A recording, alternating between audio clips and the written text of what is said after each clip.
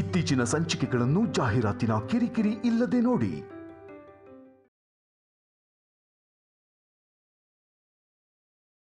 ಅಷ್ಟಕ್ಕೂ ನಾನು ಏನು ಅನ್ಯಾಯ ಮಾಡಿದ್ದೆ ನಿಮ್ಮ ಅಮ್ಮನ್ಗೆ? ಹೋದ್ಲು, ನನ್ನ ಹೆಸರು ಬರೆದು ಥ್ಯಾಂಕ್ಸ್ ಹೇಳಿ ನನ್ನಿಂದನೇ ಅವಳಿಗೆ ಅವಳ ಪ್ರೀತಿ ಸಿಕ್ತು ಅಂತ ಲೆಟರ್ ಬರ್ದಿಟ್ಟು ಹೋಗಿದ್ದಾಳೆ. ಆ ಲೆಟರ್ ನೋಡಿ ನಿಮ್ಮಪ್ಪ ನನ್ನ ಅಪಾರ್ಥ ಮಾಡ್ಕೊಂಡಿದ್ದಾರೆ. ಅಷ್ಟಕ್ಕೂ ಯಾಕೆ ಹೀಗೆ ಮಾಡಿದ್ಲು? ನಿಮ್ಮಮ್ಮನಿಗೆ ಫೋನ್ ಮಾಡಿ ಚೆನ್ನಾಗಿ ಬೈಬೇಕು. ನನಗೆ ಮೋಸ ಮಾಡ್ತಾಳ? ಸಿದ್ದು,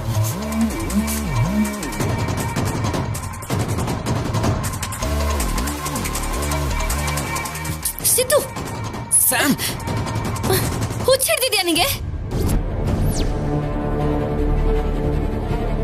ಅಲ್ಲ, ಆ ಕಲ್ಯಾಣಿಗೆ ಯಾಕೆ ಕಾಲ್ ಮಾಡ್ತಿದ್ಯಾ? ಅಷ್ಟಕ್ಕೂ ಆ ಕಲ್ಯಾಣಿನ ಏಯ್, ತಲೆಯಲ್ಲಿ ಬುದ್ಧಿ ಇದೆಯಾ ನಿಂಗೆ?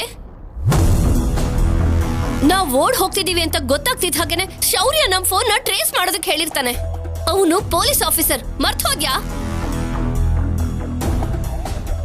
ನೀನ್ ಇವಾಗ ಕಾಲ್ ಮಾಡಿದ್ರೆ ನಾವ್ ಎಲ್ಲಿದೀವಿ ಅಂತ ಶೌರ್ಯಂಗೆ ಗೊತ್ತಾಗ್ಬಿಡುತ್ತೆ. ಇಲ್ಲಿಗ್ ಬಂದು ನಮ್ಮಿಬ್ಬರನ್ನು ಶೂಟ್ ಮಾಡಿ ಸಾಯಿಸ್ಬಿಡ್ತಾನೆ.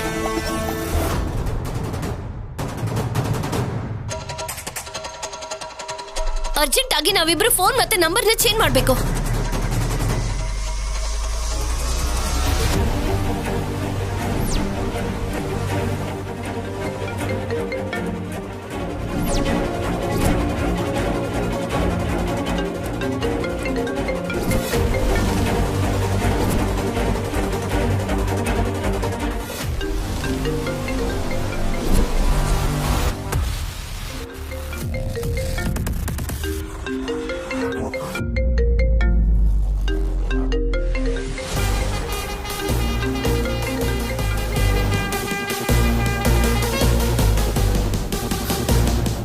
ಇದೇನಿದು? ರಿಂಗ್ ಆಗಿ ಕಟ್ ಆಯ್ತು.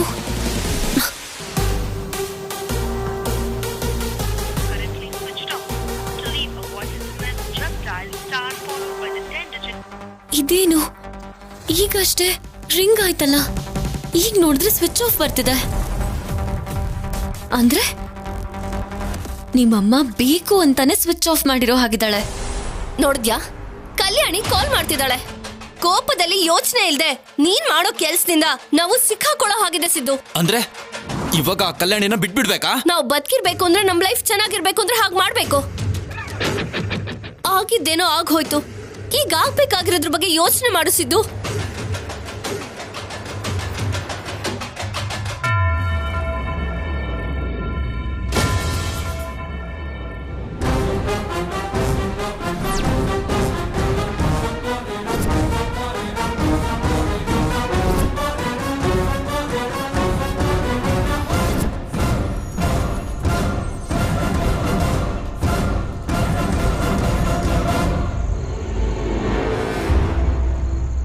ಯಾರಿಗೆ ಫೋನ್ ಮಾಡಿದ್ಯಾ? ಯಾರಿಗೂ ಇಲ್ಲ. ಫೋನ್ ಕೊಡಿಲಿ.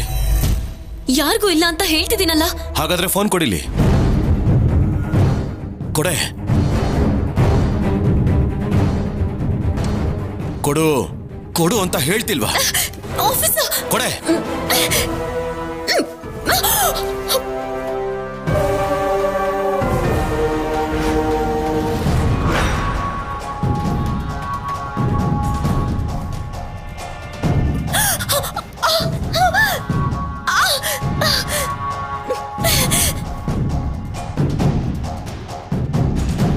ಸಂಪದ ಅಂದ್ರೆ ಸಂಪದ ಜೊತೆ ನೀನು ಕಾಂಟ್ಯಾಕ್ಟ್ ಅಲ್ಲಿದ್ಯಾ? ಅವಳ ಜೊತೆ ಮಾತಾಡ್ತಾ ನನ್ನನ್ನು ಹುಚ್ಚನಾಗಿ ಮಾಡ್ತಿದ್ಯಾ? ನಿನಗ್ ನೀನೇ ಎಲ್ಲ ಊಹೆ ಮಾಡ್ಕೊಂಡ್ ಬಿಡ್ತ್ಯಾ? ನಾನೇನ್ ಸಂಪದ ಜೊತೆ ಕಾಂಟ್ಯಾಕ್ಟ್ ಅಲ್ಲಿ ಇಲ್ಲ. ಸುಳ್ಳು ಹೇಳ್ಬೇಡ ನೀನು. ಯಾರಿಗೆ ಫೋನ್ ಮಾಡಿದೆ ಅಂತ ಕೇಳಿದ್ದಕ್ಕೆ ಯಾರಿಗೂ ಇಲ್ಲ ಅಂದೆ. ಇಲ್ಲಿ ಸಂಪದ ಅಂತ ಇದೆ ಅಂದ್ರೆ ಸಂಪದ ಈಗ ಎಲ್ಲಿದ್ದಾಳೆ ಅಂತ ನಿನಗೆ ಖಂಡಿತವಾಗ್ಲೂ ಗೊತ್ತೇ ಇರತ್ತೆ. ಹೇಳು, ಎಲ್ಲಿದ್ದಾರೆ ಅವರು? ಹೇಳು. ಅಯ್ಯೋ ರಾಮ, ನಾನು ಹೇಳ್ತಿರೋದು ನಿಜ. ಅಷ್ಟಕ್ಕೂ ಯಾಕೆ ಹೀಗೆ ಮಾಡ್ದೆ? ನನ್ನ ಹೆಸರನ್ನ ಯಾಕೆ ಬರ್ದು ನನ್ನ ಜೀವನನ ಯಾಕೆ ಹಾಳು ಮಾಡ್ದೆ ಅಂತ ಬೈಯೋಣ ಅಂತ ಕಾಲ್ ಮಾಡಿದ್ದು. ಆಫ್ ಅಂತ ಬರ್ತಿದೆ. ನಿಜವಾಗ್ಲೂ ಅವ್ರು ಎಲ್ಲಿದ್ದಾರೆ ಅಂತ ನನಗೆ ಗೊತ್ತಿಲ್ಲ ಆಫೀಸರ್.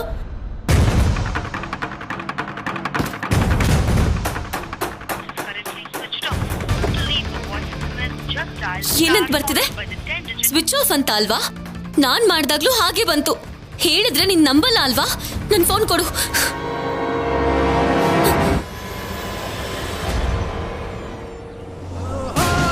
ಅಜಯ್ ಅವರೇ, ಸಿಕ್ಕಿದ್ರಾ? ಇಲ್ಲ ಸರ್.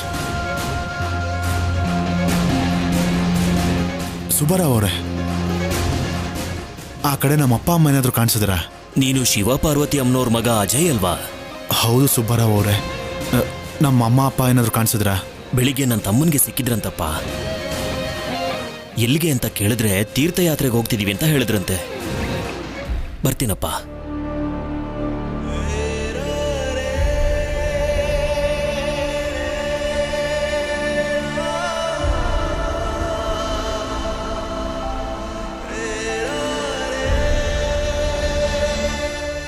ಮನೆಯಿಂದ ಶಾಶ್ವತವಾಗಿ ಹೊರಟೋದ್ರು ಅಣ್ಣ.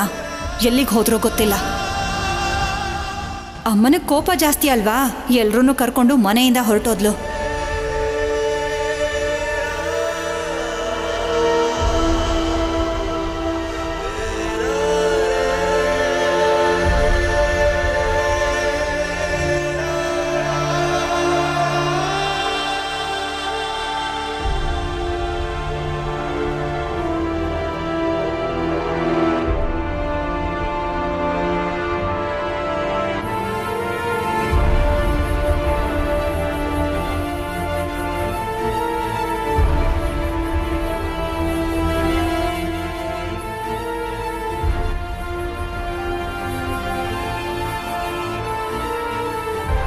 ಏನ್ ಸರ್ ಹೀಗಾಗೋಯ್ತು?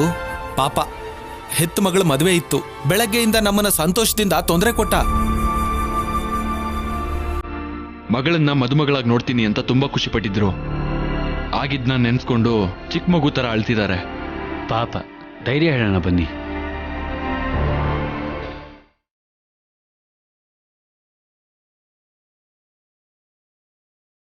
ಅಜಯ್ ಅವರೇ, ಬೇಜಾರಾಗ್ಬೇಡಿ. ನಿಮ್ ತಾಯಿಯವರು ಯಾರ್ದೋ ಪರಿಚಯ ಮನೆಗೆ ಹೋಗಿರ್ತಾರೆ. ಹೌದು ಸರ್, ಇಷ್ಟು ಚಿಕ್ಕ ವಿಷಯಕ್ಕೆ ನೀವು ಹತ್ರ ಹೇಗೆ ಹೇಳಿ? ಇಲ್ಲ ಸರ್, ನಮ್ಮ ಅಮ್ಮನಿಗೆ ಆತ್ಮಾಭಿಮಾನ ಜಾಸ್ತಿ. ಯಾರ ಮನೆಗೂ ಹೋಗೋಲ್ಲ, ಇರೋದೂ ಇಲ್ಲ. ನಿಮ್ ತಾಯಿ ಜೊತೆಲಿರೋ ಯಾರಿಗಾದ್ರೂ ಫೋನ್ ಮಾಡಿ ನೋಡಿ, ಗೊತ್ತಾಗತ್ತೆ ಎಲ್ಲಿದ್ದಾರೆ ಅಂತ.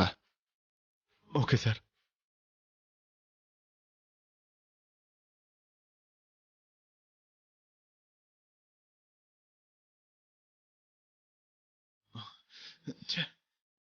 ಸರ್, ಒಂದು ನಿಮಿಷ. ಓಕೆ.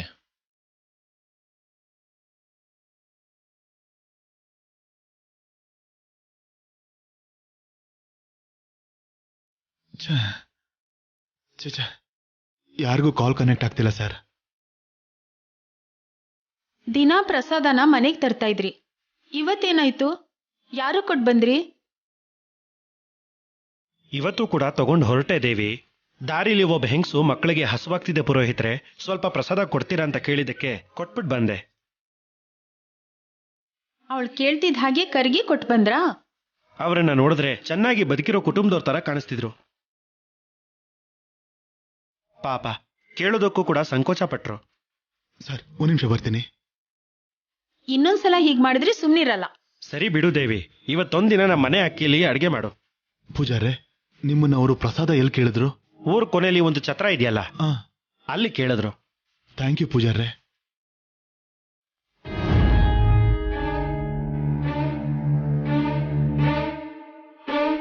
ಕೋಟಿ ರೂಪಾಯಿ ಕೈಯಲ್ಲಿದ್ರೆ ಯಾರೋ ಒಬ್ರನ್ನ ಇಟ್ಕೊಂಡು ಒಂದು ಚಿಕ್ಕ ಸಿನಿಮಾಗೆ ಪ್ರೊಡ್ಯೂಸರ್ ಆಗಿನೋ ಡೈರೆಕ್ಟರ್ ಆಗಿನೋ ಮಾಡೋಣ ಅನ್ಕೊಂಡೆ. ಬಟ್ ಇವಾಗ ಹೇಗೆ ಬದುಕೋದು ಅಂತ ಯೋಚನೆ ಮಾಡ್ಬೇಕಾಗಿ ಬಂದಿದೆ.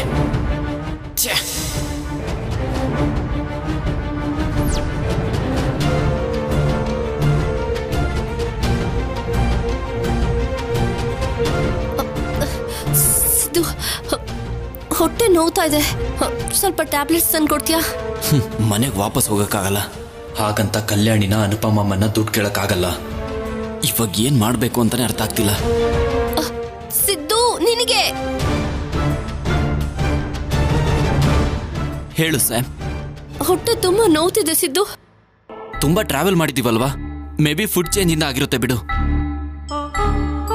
ಸ್ವಲ್ಪ ಹೊತ್ತಾದ್ಮೇಲೆ ಕಡಿಮೆ ಆಗುತ್ತೆ, ನೀನೇನ್ ಟೆನ್ಷನ್ ಮಾಡ್ಕೋಬೇಡ. ಕಡಿಮೆ ಆಗೋ ತರದಾಗಿದ್ರೆ ನಾನ್ ಕೇಳ್ತಿರ್ಲಿಲ್ಲ ಸಿದ್ದು. ಓ ಗಾಡ್, ನೀನ್ ಇಷ್ಟು ದೂರ ಬಂದ್ರೂ ಬದಲಾಗಲ್ವಾ ಸ್ಯಾಮ್? ಪ್ರತಿ ಚಿಕ್ಕದಕ್ಕೂ ಟೆನ್ಷನ್ ಮಾಡ್ಕೋತೀಯಾ? ಮೊದ್ಲೇ ₹1,000,000 ಮಿಸ್ ಆಗಿದೆ. ನಾವು ಲೈಫ್ ನ ಹೇಗ್ ಲೀಡ್ ಮಾಡೋದಂತ ಯೋಚನೆ ಮಾಡ್ತಿದ್ರೆ ನೀನ್ ಹೊಟ್ಟೆ ನೋವು, ಕಾಲ್ ನೋವು ಅಂತ ಸಿಲ್ಲಿಯಾಗಿ ಮಾತಾಡ್ತಿದ್ಯಲ್ಲ.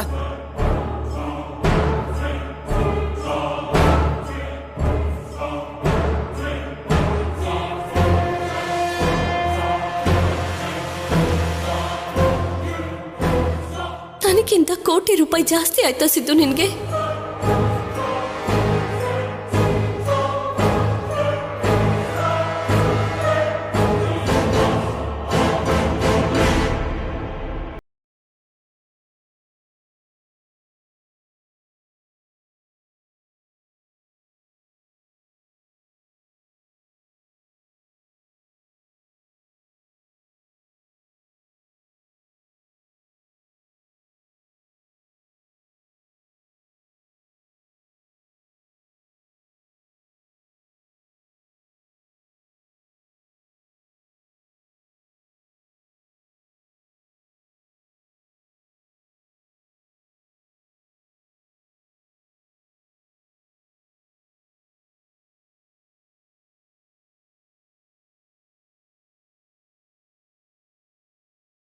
ಹೊಡಿ ಹೊಡಿ ಹೊಡಿ, ಸರಿಯಾಗಿ ಹೊಡಿ.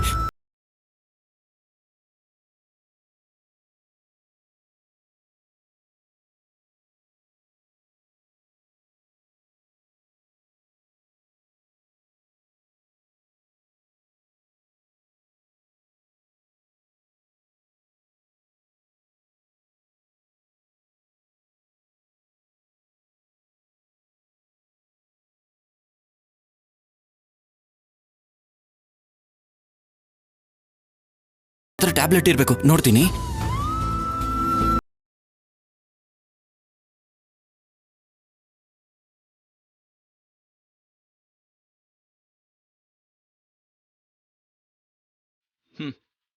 ಹಿಡ್ಕೊ, ಇದನ್ ತಗೋ, ಕಡಿಮೆ ಆಗುತ್ತೆ.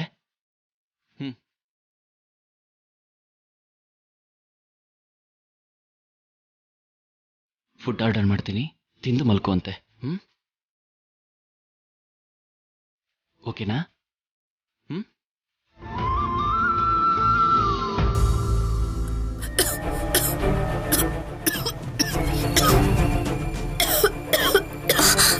ಅಯ್ಯೋ ಅಮ್ಮ. ಪಾರ್ವತಿ, ಅಮ್ಮ. ಪಾರ್ವತಿ, ಅಮ್ಮ, ಏನಾಯ್ತು? ಏನಾಯ್ತಮ್ಮ? ಪಾರ್ವತಿ, ಅಮ್ಮ, ಏನಾಯ್ತಮ್ಮ? ಪಾರ್ವತಿ, ಅಮ್ಮ, ಸ್ವಲ್ಪ ನೀರು ಕುಡೀರಿ. ಕುಡಿಯಮ್ಮ. ಕುಡಿ, ಕುಡೀರಿ ಅಮ್ಮ. ಕುಡಿ. ತಗೊಳ್ಳಿ. ಏನ್ ಪಾರ್ವತಿ, ಏನಾಯ್ತು? ಏನೋ ಗೊತ್ತಿಲ್ಲ ರೀ, ಇದ್ದಕ್ಕಿದ್ದಾಗೆ ಕೆಂಬಂತು. ಇನ್ನು ನೋವಾಗ್ತಿದ್ಯಮ್ಮ? ಡಾಕ್ಟರ್ ಏನಾದ್ರೂ ಕರ್ಕೊಂಡ್ ಬರ್ಲಮ್ಮ? ಬೇಡ ಕಣೋ, ಚಿಂತೆ ಮಾಡುವಂಥದ್ದೇನಿಲ್ಲ, ನನ್ಗೇನಾಗಿಲ್ಲ. ಅನುಪಮ್ಮ, ಮುಖ ತೊಳ್ಕೊಂಡು ಕುಂಕುಮ ಇಟ್ಕೊಮ್ಮ. ಹೋಗಮ್ಮ, ನಂಗೇನೂ ಆಗಿಲ್ಲ.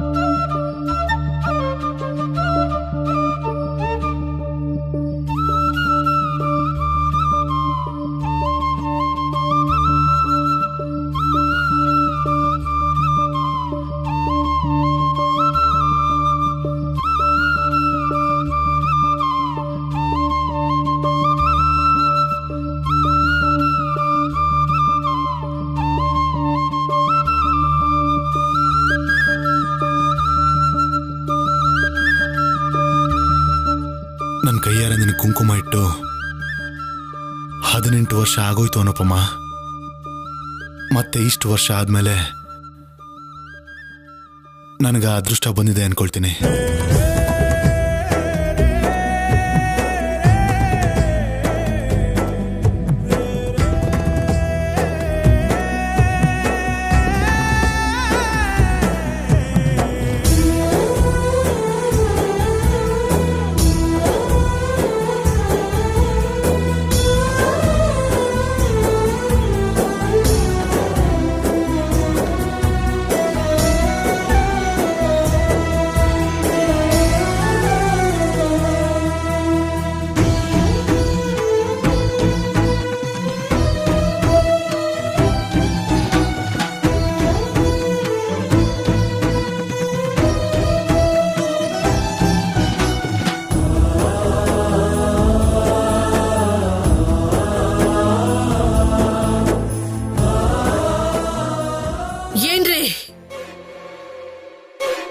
ಅನುಪಮನ್ ಒಳ್ಳೆ ಜೀವನನ ಹಾಳು ಮಾಡಿ ಕಣ್ಣಲ್ಲಿ ಕಣ್ಣೀರ್ನ ಜೊತೆಗೆ ಬಿಟ್ಟು 18 ವರ್ಷ ದೂರ ಇದ್ದವನು ಈಗ ಹಣೆಗಿಟ್ಟು ಏನು ಉದ್ಧಾರ ಮಾಡೋದಕ್ಕೆ ಬಂದಿದ್ದಾನೆ, ಯಾರನ್ನು ಉದ್ಧಾರ ಮಾಡೋದಕ್ಕೆ ಬಂದಿದ್ದಾನೋ ಕೇಳಿ. ನಾನು ಅನುಪಮ ಮೇಲೆ ಪ್ರೀತಿ ಇಲ್ಲದೆ ಬಿಟ್ಟು ಹೋಗ್ಲಿಲ್ಲ ಅಮ್ಮ. ತಪ್ಪು ಮಾಡಿ ತಲೆ ತಗ್ಗಿಸ್ಕೊಂಡು ಹೋದೆ. ಅನುಪಮಗೆ ಮೋಸ ಮಾಡಿದೆ. ಅನುಪಮ ಜೀವನನ ನಾಶ ಮಾಡಿದೆ ಅಂತ ನಾನು ಕೊರಗದೆ ಇರೋಂಥ ದಿನಾನೇ ಇಲ್ಲಮ್ಮ.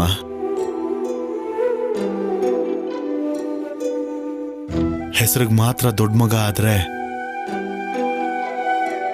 ಇಲ್ಲಿವರೆಗೂ ನಾನು ನಿಮ್ಗೆ ಯಾವ ರೀತಿನಲ್ಲೂ ಉಪಯೋಗ ಆಗ್ಲಿಲ್ಲ. ನಿಮ್ಮನ್ನ ಅನುಪಮನ ಕಣ್ಣೀರಲ್ಲಿ ಕೈ ತೊಳೆಯೋ ಹಾಗೆ ಮಾಡಿದ್ದಕ್ಕೆ ದೇವರು ನನಗೆ ಮಾಡದಿರೋ ತಪ್ಪಿಗೆ ಶಿಕ್ಷೆ ಕೊಟ್ಟು ಕತ್ತಲ್ ಕೋಣೆಲಿಟ್ಟಿದ್ದಾನೆ.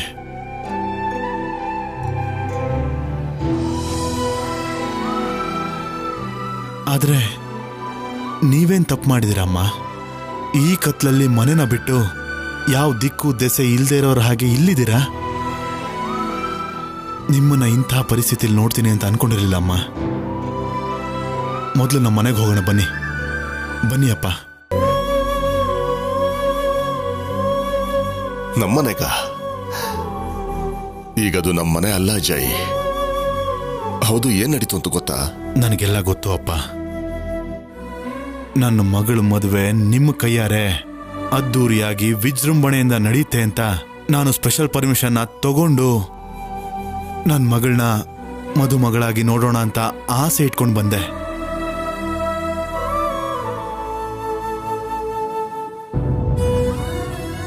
ನಾನು ಹುಟ್ಟಿದ ಮನೆ ನನ್ನ ಮಗಳಿಗೆ ಗಂಡನ ಮನೆ ಆಯ್ತು ಅಂತ ಗೊತ್ತಾಗಿ ಸಂತೋಷದಿಂದ ಮನೆ ಒಳಗೆ ಹೋಗಿ ನೋಡ್ದೆ. ನಾನು ಕಂಡ ಕನಸು ಬೇರೆ, ಅಲ್ಲಿ ನೋಡಿದ್ದು ಬೇರೆ.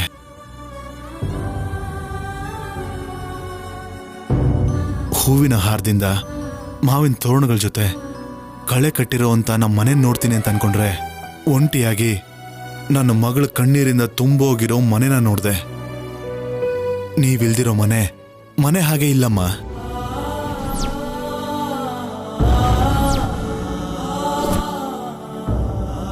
ನಡೀರಿ, ನಮ್ಮ ಮನೆಗೆ ಹೋಗೋಣ. ನಮ್ಮನ್ನ ಒಳಗಡೆ ಬರ್ದಿರೋ ಹಾಗೆ ಯಾರು ತಡೆಯೋಕ್ಕಾಗಲ್ಲ. ಯಾರು ತಡೆದ್ರು ತಡಿದೇ ಇದ್ರು ನಾನು ಆ ಮನೆಗೆ ಬರೋದಿಲ್ಲ.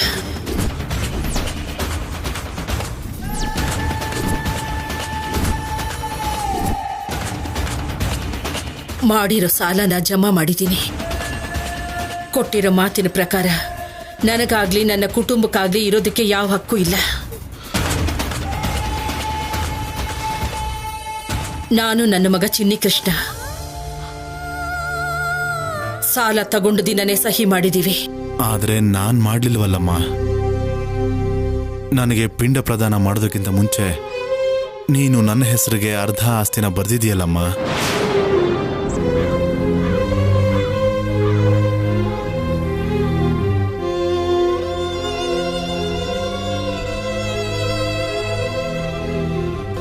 ನನ್ನ ಹೆಸರಲ್ಲಿದ್ದ ಆಸ್ತಿನ ನಾನು ಯಾವತ್ತೋ ಅನುಪಮ ಹೆಸರಿಗೆ ಬರೆದಿದ್ದೀನಿ.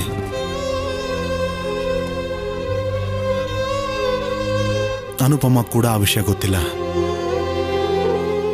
ಈಗ ಅನುಪಮ ನಿನಗೆ ಸೊಸೆ ಅಲ್ಲ, ಮಗಳಲ್ವಮ್ಮ.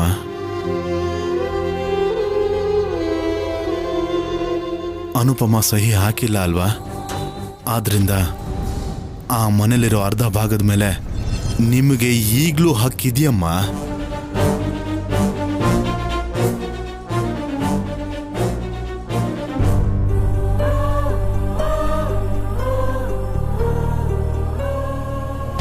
ಅನುಪಮ, ಅಮ್ಮನಿಗೆ ನೀನಾದರೂ ಹೇಳು. ನನ್ನ ಹೆಸರಲ್ಲಿದ್ರೆ ಬೇರೆಯವನಾಗಿರೋದಕ್ಕೆ ಹೋಗೋದಕ್ಕೆ ಅಮ್ಮ ಯೋಚನೆ ಮಾಡ್ಬೋದು. ಆದರೆ ಈಗ ಆಸ್ತಿ ನಿನ್ನ ಹೆಸರಲ್ಲಿದೆ, ಇನ್ನೂ ಯಾಕೆ ಯೋಚನೆ ಮಾಡ್ತಿದ್ದಾರೆ?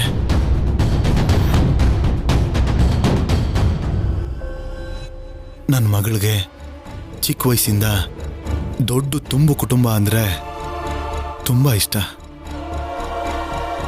ಬೋರ್ಡ್ ಮೇಲೆ ಅಜ್ಜಿ, ತಾತ, ಚಿಕ್ಕಪ್ಪ, ಚಿಕ್ಕಮ್ಮ, ತಂಗಿ, ಅತ್ತೆ, ಭಾವ, ಮಾವ ಅಂತ ಹೆಸರು ಬರಿತಾ ಇದ್ಲು.